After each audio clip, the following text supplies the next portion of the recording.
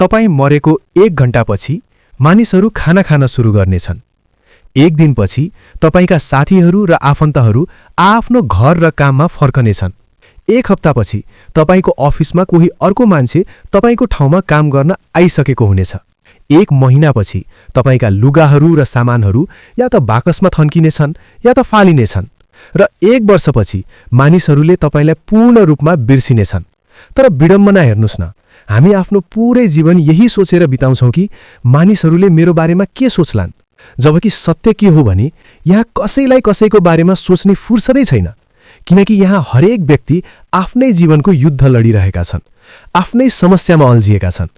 त्यसैले अरूलाई खुशी बनाउने चक्करमा आफ्नो भित्रको रहर कहिले नमार्नुहोला। तपाईँ यो संसारमा अरूको कथाको पात्र बन्न होइन, आफ्नो कथाको हिरो बन्न आउनु भएको हो। आजैबाट अरूको नजरबाट बाँच्न छोड्नुहोस्। आफ्नो बारेमा सोच्नुहोस्, आफूलाई माया गर्नुहोस्, किनकि यो अमूल्य जीवन फेरि दोहोरिएर आउँदैन।